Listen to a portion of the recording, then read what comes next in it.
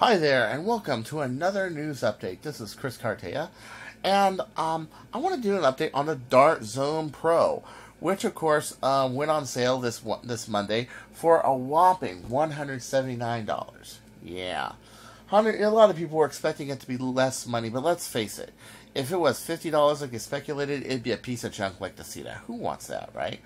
So at any rate, I went on their website and I checked, and there are 341 sold already. How do I know that? If you type the number 1,000 for the quantity you want to order, they will tell you how many are left. So with that left, I got that there are 639 left, and there are 341 sold. Wow.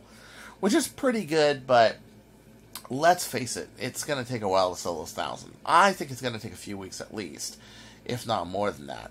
Now, of course, we know the Dart Zone Pro is basically like a Retaliator kind of a system, but it's going to be really interesting to see what parts are actually compatible with the Retaliator and what parts are not.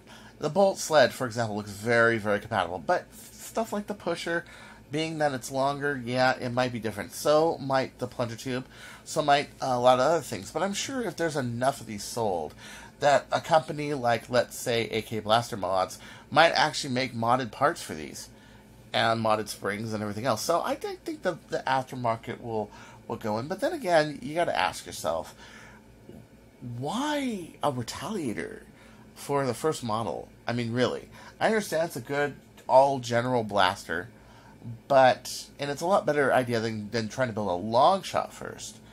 And it is a simple blaster to use, but wouldn't you think of something maybe a little different? Maybe something a little more unique? I don't know. Maybe a Mauser fire. That would have been great. But as you look at the kit, you can see the darts. They come with like 125 short length and long length darts.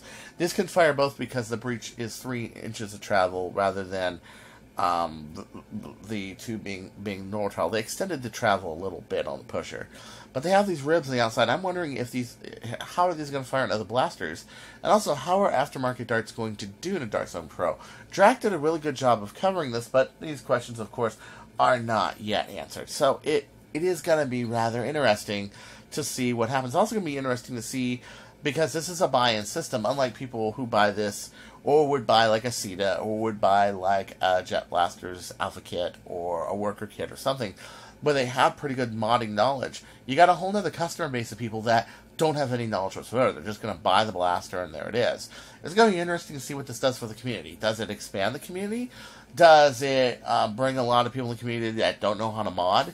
And if so, what's the customer base going to be like when all of a sudden blasters are jamming, parts are breaking, things like that? Trust me, I know all too well how bad it can be in this community. So hopefully we will see a lot more opportunities too. Maybe people like Mr. Heathpants, maybe people like Collinwood, maybe people like me. Maybe they might hire people like us to mod some other designs other than the Retaliator-based blaster. But of course, I'm pretty sure that some people aren't very happy. You can look at the Hang look of disapproval right there. Buddy Hang there, yeah. Who, of course, wants this all for himself. Well, anyway, I gotta go. I got other plans. I'm gonna storm the Vatican. Forget Area 51. Storm the Vatican. Yeah, they have secrets there, right? I'm going to see it. They can't rape us all. If we just go in with 10,000 of us and just storm it, those cardinals will look at us all bewildered like, what the hell? So until next time, this is Chris Cartaya saying, don't you go changing.